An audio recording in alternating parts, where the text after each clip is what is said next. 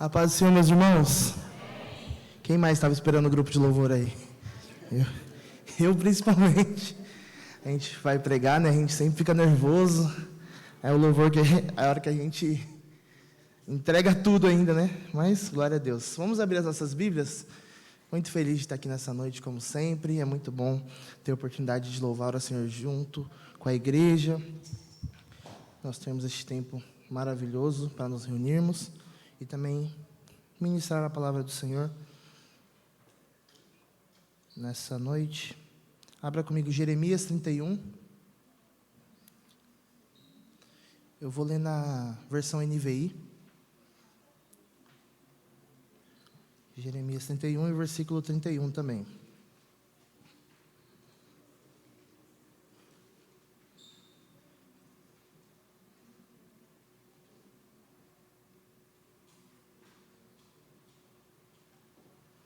Os irmãos acharam?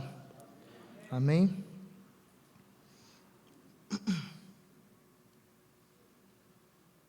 Diz assim a palavra do Senhor. Estão chegando os dias, declara o Senhor, quando farei uma nova aliança com a comunidade de Israel e com a comunidade de Judá. Não será como a aliança que fiz com os seus antepassados, quando os tomei pela mão para tirá-los do Egito, porque quebraram a minha aliança, apesar de eu ser o Senhor deles, diz o Senhor. Esta é a aliança que farei com a comunidade de Israel depois daqueles dias, declara o Senhor. Porei a minha lei no íntimo deles e a escreverei nos seus corações. Serei o seu Deus e eles serão o meu povo. Ninguém mais ensinará ao seu próximo, nem ao seu irmão, dizendo: conheça o Senhor, porque todos eles me conhecerão, desde o menor até o maior, diz o Senhor. Porque eu lhes perdoarei a maldade e não me lembrarei mais dos seus pecados. Amém? Somente esses versículos, pode se assentar, louvando o nome do Senhor. No Antigo Testamento, não sei se eu já falei isso, acho que já falei algumas vezes, mas no Antigo Testamento, o meu livro preferido, o meu personagem preferido é Jeremias. Eu me identifico muito com Jeremias, gosto muito desse profeta do Senhor. E se nós pararmos para ver o contexto que Jeremias estava inserido, eu gostaria que nós lêssemos Jeremias 6, rapidamente, para nós entendermos o contexto rapidamente. Jeremias 6,13. Vou colocar ali na tela. Se os irmãos puderem permanecer em Jeremias também aí, porque nós vamos fazer algumas leituras nesse livro hoje. Jeremias 6,13 ao 16, a gente vai encontrar ali basicamente qual era o contexto da época de Jeremias. Vamos fazer a leitura juntos, irmãos, olha só. Porque desde o menor deles até o maior, cada um se dá à avareza. E desde o profeta até o sacerdote, cada um usa de falsidade. E curam a ferida da filha do meu povo levianamente, dizendo: paz, paz, quando não há paz. Porventura envergonharam-se de cometer abominação? Pelo contrário, de maneira nenhuma se envergonharam. Nem tampouco sabem que coisa é envergonhar-se. Portanto, cairão entre os que caem. No tempo em que eu os visitar, tropeçarão, diz o Senhor. Assim diz o Senhor: ponde-vos nos caminhos e vede, e perguntai pelas veredas antigas, qual é o bom caminho? E andai por ele, e acharei descanso para a vossa alma. Mas eles dizem: não andaremos. Então, basicamente, esse era o contexto da época. Um contexto em que todos estavam corrompidos pelo pecado, começando dos profetas e sacerdotes, que supostamente era quem deveria levar o povo para perto de Deus. Essa falta de instrução, essa falta de guia, essa falta de ensinamento por parte dos líderes religiosos, levava o povo a uma coisa: não saber que estavam pecando contra o Senhor. Nós acabamos de ler ali que eles simplesmente não sabiam que estavam pecando contra o Senhor.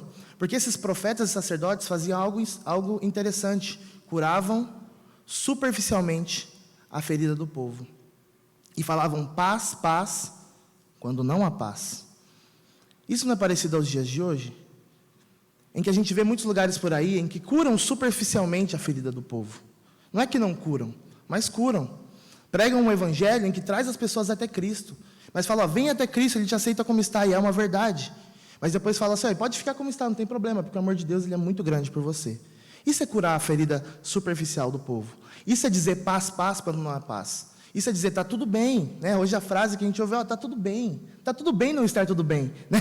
É isso que as pessoas falam hoje, está tudo bem, não tem problema. E falam, está tudo em paz, mas na verdade não há paz. Como a consequência deles não serem alertados acerca do pecado, eles não se envergonhavam mais pelo pecado. Não tinham mais vergonha pelo que praticavam. Para eles era normal, era algo comum, não se envergonhava mais. E o Senhor alerta eles. Qual que é o alerta que nós lemos? No tempo em que eu voltar, tropeçarão. E aí então, a gente olhando todo esse contexto, qual era a solução então? O Senhor no versículo 16 dá a solução para que esse problema fosse resolvido. Voltar às veredas antigas. O que é certo continua sendo certo. O que é errado continua sendo errado. Apesar de que o mundo hoje ele gosta e quer relativizar as coisas, relativizar a verdade, nós continuamos, como muito foi bem lido aqui pela irmã Márcia, crendo que Jesus é o caminho, a verdade e a vida. Ainda que o mundo hoje pregue uma desconstrução dos valores antigos, e aqui é uma mentira, né? Porque a palavra desconstrução não existe. Eles querem destruir os valores antigos, acabar com os valores antigos. Mas nós ainda permanecemos nas veredas antigas, permanecemos ainda crendo que somente existe um Deus, um só Senhor, um só Espírito, que rege uma só igreja, através do sangue de Cristo, Ele nos levará para o céu. E nós sabemos esse cenário que Jeremias estava inserido, era um cenário de guerra, a Síria, a Babilônia, o Egito lutando para dominar o mundo.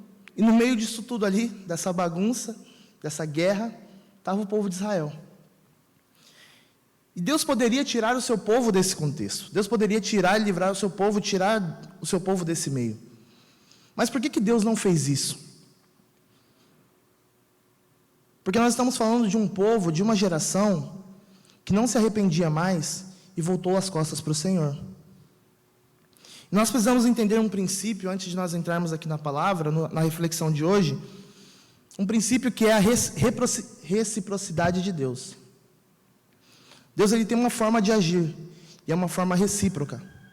Tiago 4,8 me garante de que se eu me aproximo de Deus, Ele se aproxima de mim também. Então nosso Deus ele trabalha de forma recíproca.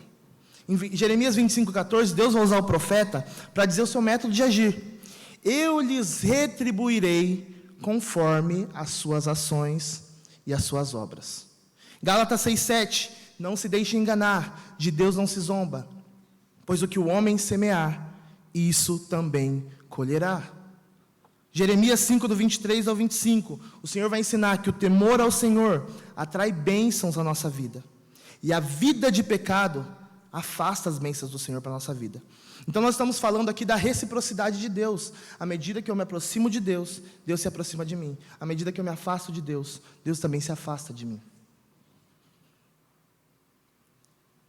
E aí essa geração que não queria saber de se arrepender, não queria saber, de uma geração que não ouvia a correção do Senhor. Um exemplo disso é Jeremias 37, quando o rei chama Jeremias para trazer uma palavra do Senhor, e quando Jeremias traz a palavra do Senhor, que era uma palavra dura, o rei vai lá e manda prender Jeremias. Jeremias preso, e a Bíblia vai dizer ali que já há muitos dias ele estava preso. O rei o manda chamar de volta, fala lá, chama Jeremias, vamos libertá-lo.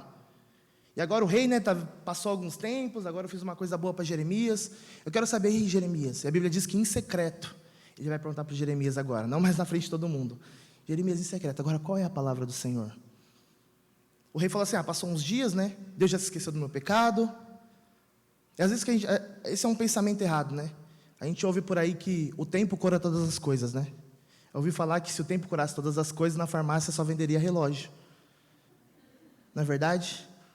E o rei pensou isso, já passou o tempo, acho que Deus esqueceu, agora eu quero ouvir a palavra, mas vem aqui em secreto. Jeremias, tem uma palavra de Deus aí? Aí o que Jeremias responde? Opa, tem sim.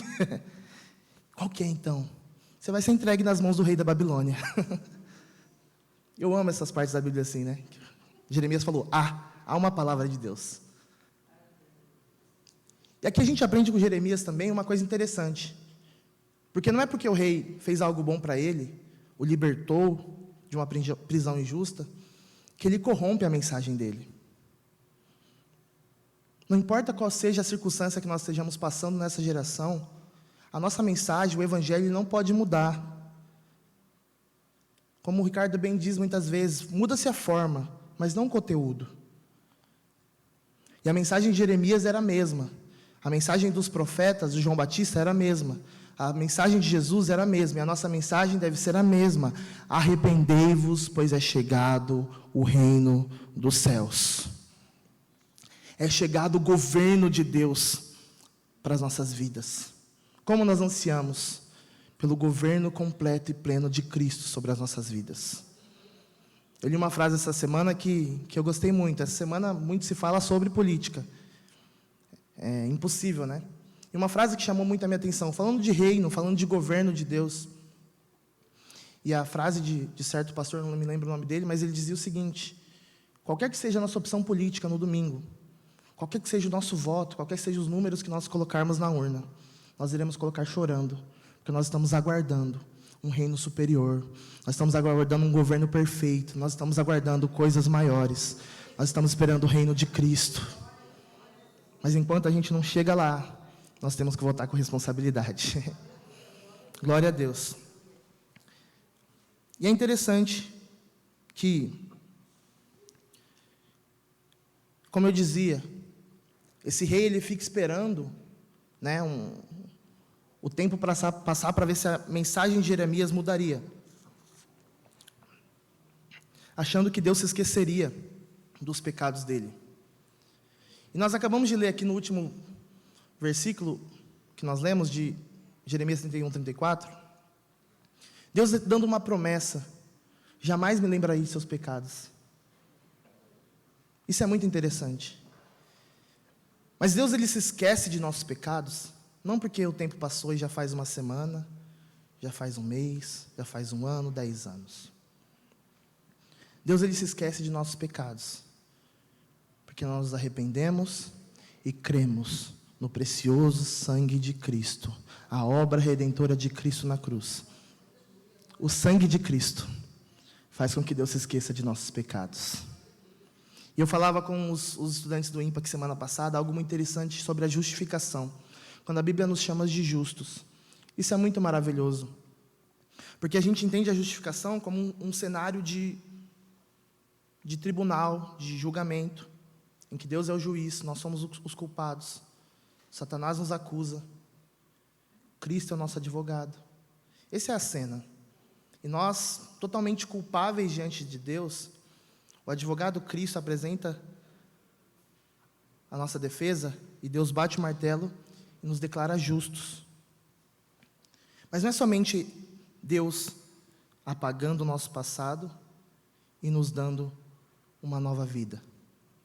Quando Deus nos chama de justo, não é somente Ele deixando para trás e perdoando os pecados. Quando Ele fala que nós somos justos, Ele nos considera e olha para nós como se nós nunca tivéssemos pecado.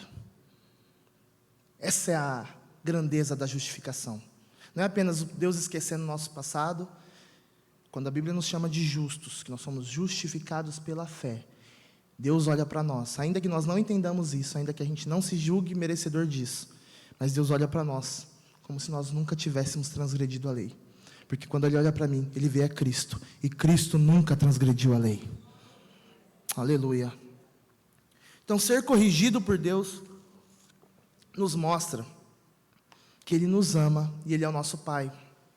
Quando a gente fala de ser filho de Deus, a gente começa a se lembrar de muita coisa boa. A gente começa a se lembrar que Deus nos ama, que Deus nos sustenta, que Deus cuida de nós, que Deus nos protege. Quando a gente fala de ser filho de Deus, é isso que as pessoas lembram. Mas a gente não se lembra de que Deus, Ele também corrige, o Pai também corrige. Nós trabalhamos com crianças, e nós lidamos diretamente o que é trabalhar com uma criança que não recebe correção em casa. Uma criança que não é imposto limite na casa dela. A gente vê como é difícil isso. Então, quando Deus Ele nos corrige, Ele está nos corrigindo para o nosso bem. Quando a gente fala que Deus é nosso Pai, a gente precisa ouvir coisas que não vão ser agradáveis, mas que pode ter certeza que é para o nosso bem. É o que Jó diz. Jó diz, ele fala para a mulher dele, né? Olha só, nós vamos receber somente o bem de Deus e não o mal. E o apóstolo Paulo reitera em Romanos 8:28, falando que todas as coisas, juntamente, coisas boas, coisas ruins, na nossa vida, todas as coisas cooperam para o bem daqueles que amam a Deus. Eu estar bem ou estar num momento difícil, esses momentos devem me levar para perto de Deus. E as consequências do pecado de Israel, no tempo de Jeremias, viriam. Deus estava prometendo isso, e avisando e alertando isso através de Jeremias. Porque Israel havia deixado a aliança. E onde no começo eu li, Jeremias 31, no versículo 31, Deus está prometendo uma nova aliança. Eu queria falar nessa noite sobre essa nova aliança, rapidamente. A nova aliança que foi cumprida através da obra redentora de Cristo na cruz. Agora nós vivemos essa nova aliança. E a primeira coisa que eu quero falar sobre a nova aliança é não invalidar a aliança. Volta comigo no versículo 32, de Jeremias 31.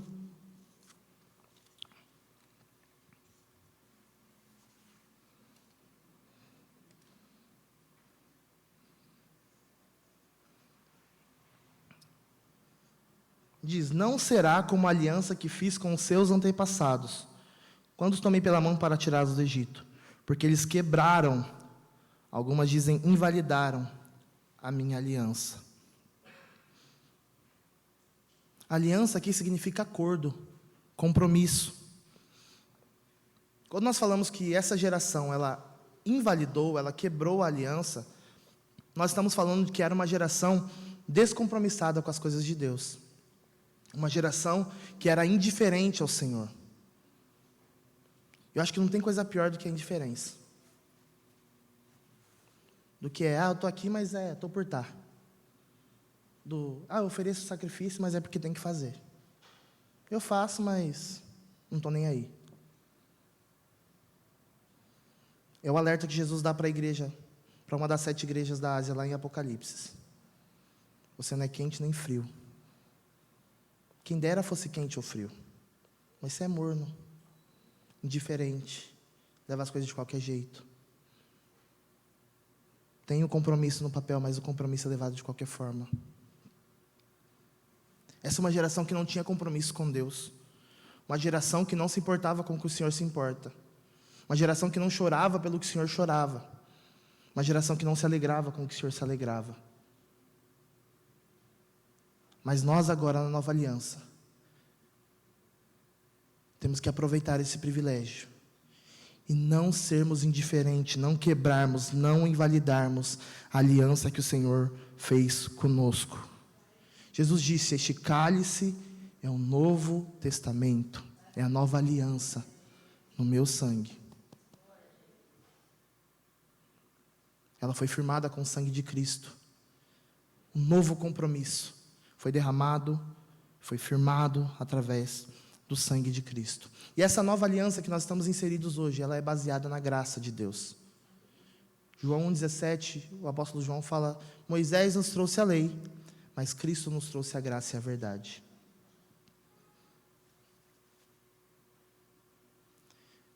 É interessante, como pode ser invalidada, eu estava pensando, como pode ser invalidada a aliança nos dias de hoje? E justamente pela nossa aliança ser baseada na graça de Deus, um grande risco que pode se correr para nós quebrarmos a aliança é viver uma vida de libertinagem. E libertinagem é diferente de liberdade. Gálatas 5:1, o apóstolo Paulo nos fala: foi para a liberdade que Cristo nos libertou. Mas liberdade não é fazer o que eu quero fazer. Liberdade não é mais comandar a minha vida. Liberdade é eu viver uma vida que agrade a Cristo. Liberdade não é fazer o que eu quero e é só eu pedir perdão. Não tem problema. A graça de Deus está aí. Quando nós fazemos isso, nós estamos invalidando a aliança que nos foi dada. Paulo diz: todas as coisas me são lícitas. Eu posso fazer tudo o que eu quero, é isso que ele está falando. Mas nem tudo me convém. Nem tudo é para mim. Eu posso, mas não faço. Eu posso, mas não quero. Mas por que você pode? Eu posso, mas eu amo o meu Senhor. Eu poderia ser livre como o escravo da orelha furada. Meu direito legal é ser livre, mas eu quero servi-lo. Eu quero ser um escravo por amor. A minha vida, Ele é digno da minha vida. E hoje é pregado por aí uma aliança barata. Uma aliança, um evangelho pobre. Um evangelho podre, que banaliza a graça de Deus. E o que fazem com o evangelho de Deus hoje é basicamente o que o escritor aos Hebreus diz, que voltam a crucificar a Cristo. Quando o apóstolo Paulo, quando o escritor aos Hebreus diz isso, ele está dizendo que voltando a crucificar a Cristo é que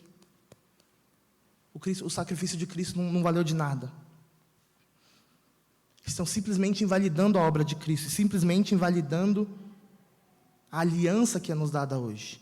E em resposta, o que é pregado hoje na dispensação da graça, como é dito por muitos?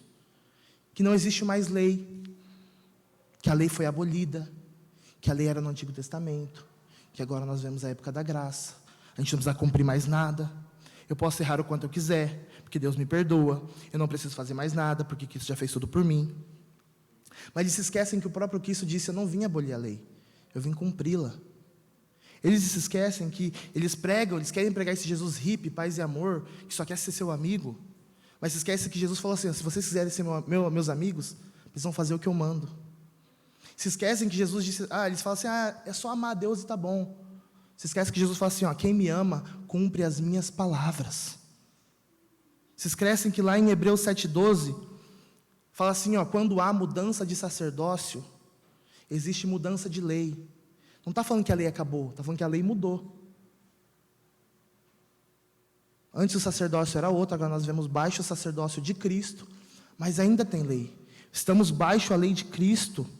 Então nós estamos hoje vivendo a nova aliança baixo a lei de Cristo. Nós não podemos invalidar essa aliança, meus irmãos. Não podemos viver essa aliança de qualquer forma. Uma aliança, um compromisso, ele é composto por dois lados. E se um dos lados, somente um dos lados, ele cumpre o seu papel, essa aliança é invalidada. Se somente um dos lados se esforça para que essa aliança continue, é invalidada.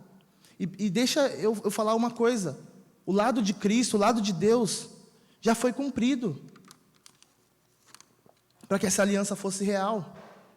Deus, Ele envia o seu Filho, esse Filho morre e ressuscita, esse Filho nos justifica, nos regenera, nos adota, nos leva para a família de Deus.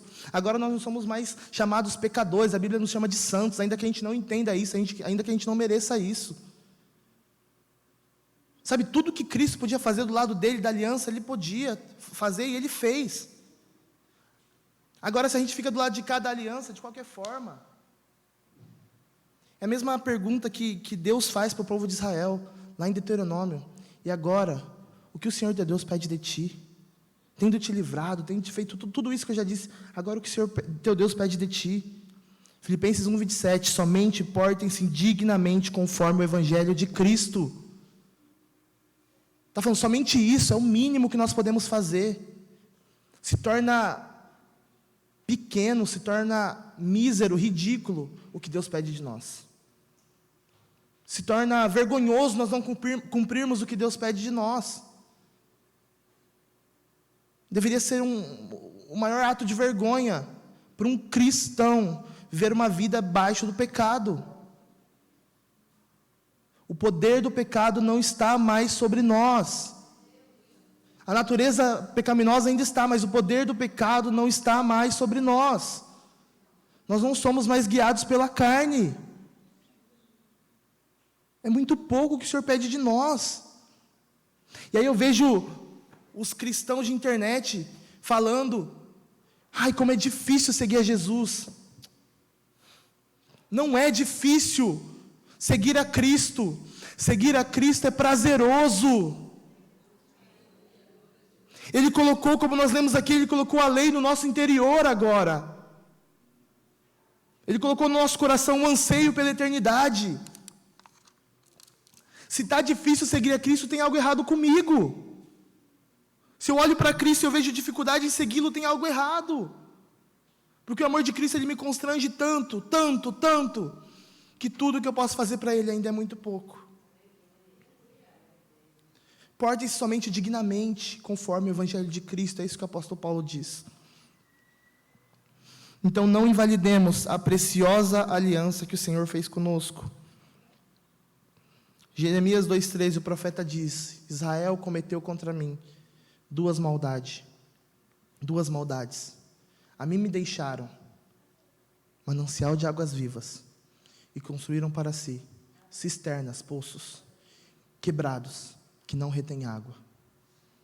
Não somente deixaram a Deus, não somente abandonaram a Deus, mas criaram o seu próprio jeito de seguir a Deus, segundo a sua vontade, segundo o seu coração. E a segunda coisa que eu quero falar é que agora nós temos uma nova natureza. No versículo 33, que nós lemos, o Senhor promete: porei a minha lei no seu interior. A nova aliança traz também para nós uma nova natureza. Na antiga aliança, não era possível cumprir a lei, porque só possuíam a natureza pecaminosa. Na nova aliança, Deus promete um novo coração, com a lei no interior. E os judeus acabaram falhando e indo por um caminho errado, porque eles confundiram o propósito da lei. A lei nunca teve um propósito salvífico. A lei nunca foi para salvar o homem. Senão seria, se alguém pudesse ser salvo pela lei, o sacrifício de Cristo seria inútil. A lei nunca foi para salvar o homem. A lei foi para revelar a maldade do homem. Paulo diz: eu não sabia o que era pecado antes da lei. É a lei que me mostra o que é pecado e que eu preciso de um Salvador. Então os judeus do Antigo Testamento, ao tentarem cumprir a lei, ao se esforçarem em cumprir a lei, eles iam cair, e o anseio deles seria: eu preciso de um Redentor, eu preciso de um Salvador. É por isso que Jó diz, ainda antes da lei, ele já ansiava por isso. Ele fala: eu sei que o meu Redentor vive, e em breve ele se levantará sobre a terra. Então no Antigo Testamento, sem a lei no interior, eles se esforçavam, não conseguiam, mas se despertavam por um anseio de um Salvador, um anseio por um Messias. É por isso que lá em João 3, na conversa com Nicodemos, Jesus fala: olha, ninguém pode ver o reino de Deus sem nascer de novo. E Nicodemos fica meio perdido, sem entender o que aconteceu, e fala assim: mas espera aí, eu tenho que voltar para a barriga da minha mãe, é isso que o Senhor está me falando? E aí Jesus, com muita paciência, vai falando: ó, o que é nascido da carne, Nicodemos, é carne, mas quem é nascido do Espírito, é Espírito. Estou te falando para você nascer de novo no Espírito, porque o vento ele sopra por onde quer, e a gente não sabe de onde ele vem, nem para onde ele vai. Assim é aquele que é nascido do Espírito. Porque agora, o que Jesus está falando? Na nova aliança, não somos mais guiados pela carne como no Antigo Testamento. Agora na nova aliança, nesse cálice, nesse novo testamento que eu estou estabelecendo aqui, vocês são guiados pelo Espírito. Gálatas 5:25, se vivemos em Espírito, se recebemos vida pelo Espírito de Deus, andemos também neste Espírito. O crente, nós somos guiados agora pelo Espírito Santo. Agora sim, existe capacidade de Deus para nós vencermos o pecado. Agora sim, existe capacidade de Deus para nós fazermos a vontade dEle. Porque agora foi colocada em nós a lei no nosso interior. Agora nós somos morada do Espírito Santo. Agora nós nascemos de novo. Somos parte da família de Deus. Somos justificados. Agora nós somos santos, chamados para ser santos. É isso que o apóstolo Paulo fala de nós. O jogo virou. Aleluia. Existe capacidade de Deus. E se nós vencemos o pecado hoje, ainda assim não é mérito humano. Não é capacidade humana. é graça de Deus na nossa vida. 2 Pedro 1,4, o apóstolo Pedro fala que nós somos participantes da natureza divina. Que privilégio, meus irmãos, sermos participantes da natureza divina. E a promessa, ela se intensifica quando Cristo nos promete que nós somos cooperadores, que nós somos co-herdeiros, e que assim como Ele é, nós seremos também. Aí o negócio fica maravilhoso, que a gente vai ser como Cristo. Aí sim, toda natureza pecaminosa vai ser excluída da nossa vida. E o versículo 34, para nós encerrarmos rapidamente.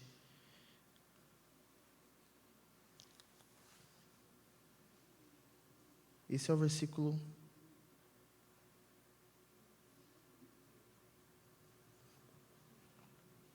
mais bonito dessa passagem, na minha opinião. Fala: ninguém mais ensinará ao seu próximo, nem ao seu irmão, dizendo: conheça o Senhor. Porque todos eles me conhecerão, desde o menor até o maior, diz o Senhor. Porque eu lhes perdoarei a maldade, e não me lembrarei mais de seus pecados. Aqui não está dizendo que a gente não precisa mais ouvir ninguém pregar, ou ouvir mais ninguém ensinar a palavra de Deus, tá? Não é nada disso. Mas está dizendo que não existe mais mediadores humanos, como os sacerdotes e os profetas. Na verdade, agora existe somente um mediador, segundo o apóstolo Paulo, e é Jesus Cristo, homem. Esse Jesus Cristo agora é o mediador. E agora todos nós podemos chegar à presença de Deus, individualmente, pessoalmente, através desse mediador. Em Hebreus 9:12 diz que uma vez por ano, diz que Jesus entrou no santuário e efetuou uma eterna redenção. Os sacerdotes, o sumo sacerdote do Antigo Testamento, uma vez por ano, com muito temor e com muito medo, ele entrava na presença de Deus.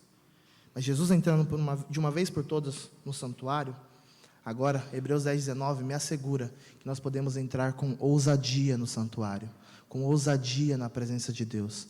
Agora nós somos bem aceitos e bem-vindos na presença de Deus, através de Cristo. Que tal se nós tirarmos um momento agora para agradecer por isso? Se coloque de pé. Que tal se nós tiramos esse tempo agora para exercer esse livre acesso que nós temos, falando com Deus, fazendo uma oração, agradecendo ao Senhor por este livre acesso, porque agora não é necessário que um homem me diga o que Deus está dizendo, não é necessário que um homem leve o meu sacrifício até Deus. Não, agora eu tenho acesso livre à presença de Deus. Ainda muito mais profundo que isso, Deus, através da pessoa do Espírito Santo, vive dentro de mim, se move através de mim, homem falho, pecador, mas através de nós e em nós o Senhor está trabalhando. Você pode glorificar ao Senhor por isso nessa noite. Obrigado, Jesus. Se você é grato, comece a louvar o nome do Senhor, comece a orar, comece a exercer esse livre acesso que existe hoje na presença de Deus. E nós não precisamos de um instrumento, não precisamos que alguém coloque a mão em nossa cabeça. O que nós precisamos é saber que o Espírito Santo está em nós, nós temos livre acesso à presença de Deus, e isso é suficiente para nós entrarmos na presença dEle. O sangue de Cristo me leva para mais perto de Deus. Aleluia! Obrigado, Jesus.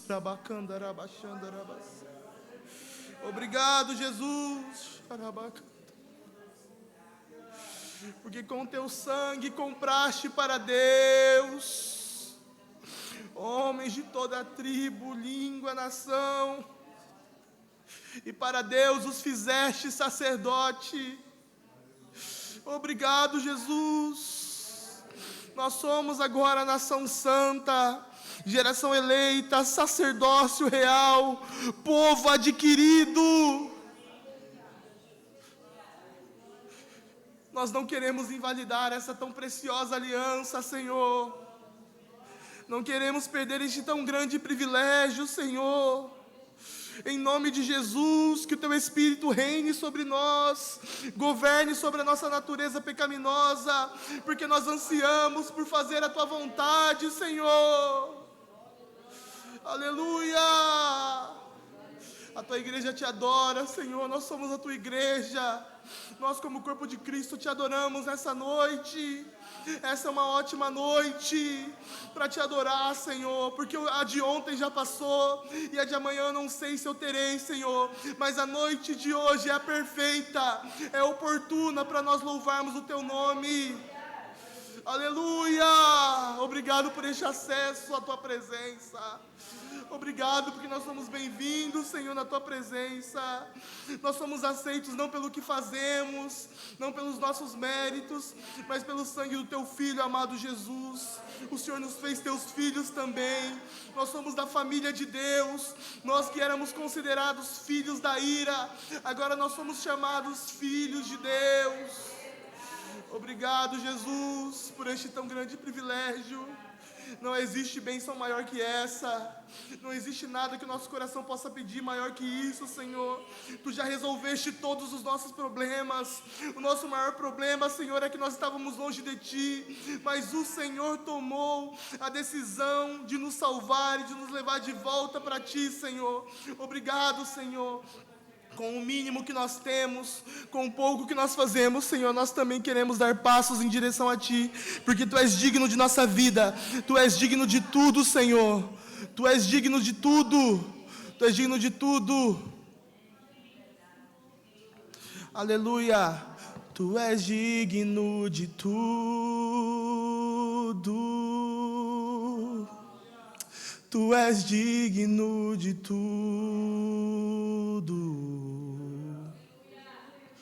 Pois tudo vem de Ti, tudo é para Ti, Tua é a glória, Tu és digno de tudo,